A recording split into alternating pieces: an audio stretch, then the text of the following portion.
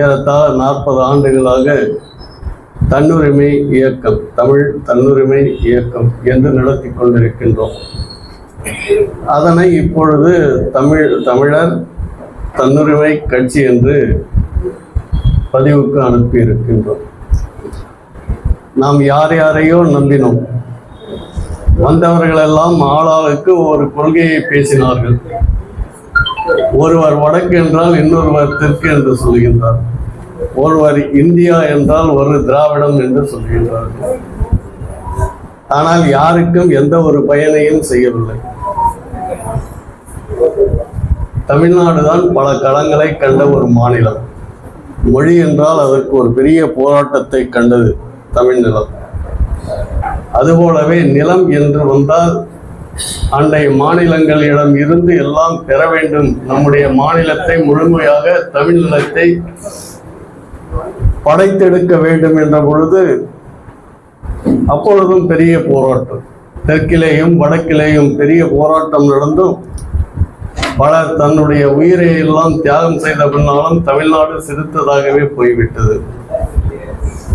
ஆனால் இந்த நிலையிலேயும் இங்கே தமிழர் என்று சொல்லுவதை இரண்டாம் கட்டமாக வைத்துக்கொண்டு தமிழர்களை ஏற்றியும் இறக்கியும் பேசுவது வழக்கமாக இருக்கின்றது. இந்த சூழ்நிலையில் எப்படியாவது நாம் எல்லாம் தலையெடுக்க வேண்டும். தமிழ் நிலத்திலே பிறந்த மக்கள் எல்லாம் தமிழர்களாக இருக்க வேண்டும். தமிழ் மொழிதான் இன்றைக்கு உலக அரங்கில் பல்வேறு நாடுகளில் பேசப்படுகின்ற ஒரு மொழியாக இருக்கின்றது, படிக்கப்படுகின்ற மொழியாக இருக்கின்றது. ஆனால் தமிழ்நாட்டில் தமிழ் படிப்பு இல்லை, தமிழ் வழி கல்வி இல்லை, அறமன்றங்களில் பேசுவதற்கு வழக்காடுவதற்கு நீதிமன்ற மொழியாக இல்லை. இப்படியே அடுக்கிக் கொண்டு போனால் கடைசியாக தமிழர்களே தமிழ்நாட்டில் எந்த வேலை வாய்ப்பிலும் தொழிலிலையும் முதலாளிகளாகவும் இல்லை. இந்த குறைகள் எல்லாம் நீக்க வேண்டும், தீர்க்க வேண்டும். தீர்த்துவிட்டு இந்த மண்ணை தமிழர்கள் ஆள வேண்டும் என்பதுதான் நம்முடைய கருத்து, ஆசை, செயல்பாடு. அதற்கான ஊக்கத்தை உருவாக்குவது போல இன்றைக்கு ராகுல் காந்தி அவர்களும் சக்திவேல் அவர்களும் வந்திருக்கின்றார்கள். என்னை அழைத்தார்கள், மிகவும் பெருமைப்பட்டேன். அமைச்சரை பார்க்க முடியாது, அமைச்சர்களை பார்க்க முடியாது, அதிகாரிகளையும் பார்க்க முடியாது. அதற்கு ஒரு செல் என்று ஒரு அறையை வைத்திருக்கின்றார்கள். அவர்கள் நம்மை நிற்க வைத்து வேலை வாங்கி அனுப்பிவிடுவார்கள். ஆனால் இது ஜனநாயக நாடுதானா என்கின்ற கேள்வி நம்முடைய மனதிலே உறுத்தி அழுது கொண்டிருக்கும். அதற்கு ஒரு முடிவு கட்ட வேண்டும் என்றால் எப்படி கட்ட வேண்டும்?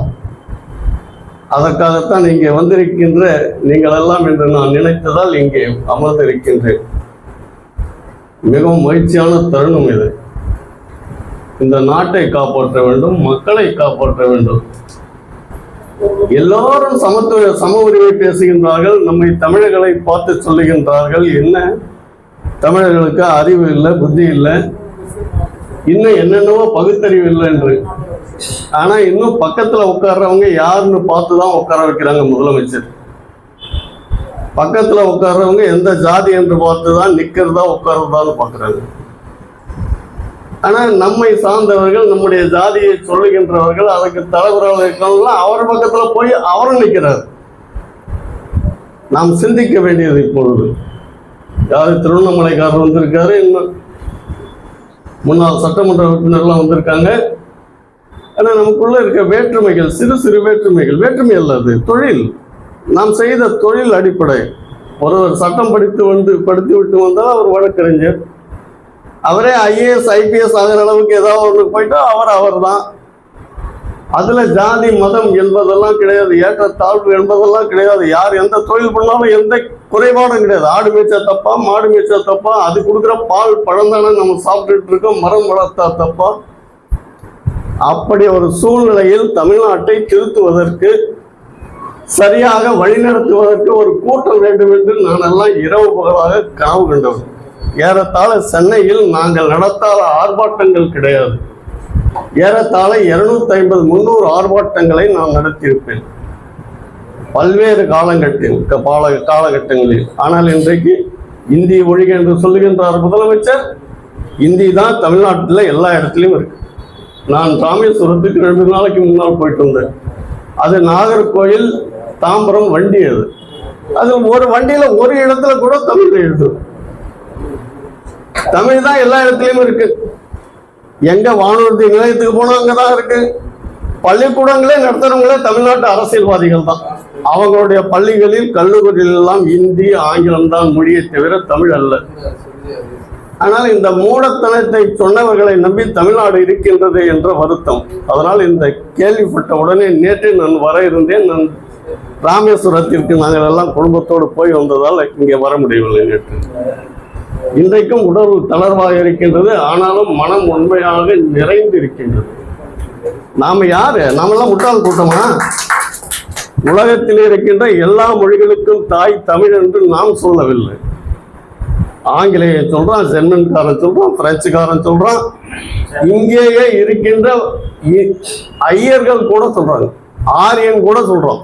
ஆமா, அப்படி இருக்கும்போது நாம் என்ன கொடுத்தோம்? எழுத்தை கொடுத்தோம். பேச்சு வழக்குகள், நாம் கட்டிய திருக்கோயில்கள் எல்லாம் என்ன?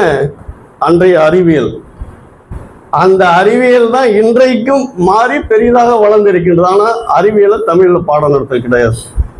கோயம்புத்தூர்ல இருக்கின்ற விவசாய கல்லூரி எந்த மொழியில் நடக்குது? ஆங்கிலத்தில் நடக்குது.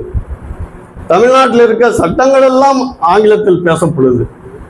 என்ன நாடு இது? என்ன 1956ஆம் ஆண்டு தமிழ் ஆட்சி மொழி சட்டம் நிறைவேற்றப்பட்டு விட்டது. ஒரு சட்டமன்றம் ஒரு நிறைவேற்றியிருந்தால் அதை தொடர்ந்து வருகின்றவர்கள் எல்லாம் அப்படியே கடைபிடித்து கொண்டு வர வேண்டும். ஆனால் எந்த சட்டமும் கிடையாது. ஆனால் இன்னைக்கு 10 லட்சம் கோடி 15 லட்சம் கோடி தமிழ்நாட்டுக்கு கடன் வாங்கி கொடுத்து விட்டு, தமிழ்நாட்டு மக்களை கடன்காரர்களாக ஆக்கிவிட்டு, இலவசங்களை தருகின்றனர் என்று விளம்பரமாக அப்ப பிள்ளை தாத்தா பாட்டி, ஐயோ இதெல்லாம் சொந்தக்காரங்க, இந்த மண்ணினுடைய சொந்தக்காரர்கள். ஆனால் வந்தவர்கள் பேசுகின்றவர்களுக்கு நாம் அடிமையாக இருக்கின்றோமே.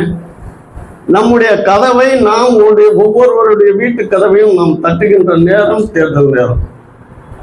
இந்த தேர்தல் எப்படி இருக்கும்? இன்னும் கொஞ்ச நாள் போச்சுன்னா தேர்தல் முடிந்தே விடும். மறுபடியும் யாரோ ஒருவர் இவர்களை அவர்கள் திட்டுவது, அவர்களை இவர்கள் திட்டுவது, இந்த கட்சியை அந்த கட்சி திட்டுவது, அந்த கட்சி முதலமைச்சராக இருந்ததை செய்ய தவறியதை சொல்வது. ஆனால் யாரையும் செய்ய வேண்டியதை செய்ததாக வரலாறே இல்லை. 67 இருந்து தமிழ்நாடு கெட்டுவிட்டது. இந்த திராவிட கூச்சல் அடங்குவதற்கு தமிழருடைய எழுச்சியாக இந்த கூட்டம் நடைபெறுகின்றது. இந்த கூட்டத்திற்கு என்னுடைய மனமார்ந்த வாழ்த்துக்கள், வணக்கம். உங்கள் பின்னால் நான் வருவேன். என்னையும் அழைத்து செல்லுங்கள். நாம் எல்லோருமாக சேர்ந்து தமிழ்நாட்டை சீர்திருத்துவோம். தமிழர் இழந்த பகுதிகள் எல்லாம், நிலப்பகுதிகள் எல்லாம் மீட்டெடுப்போம் என்று கூறி அமைகின்றேன். வணக்கம், நன்றி.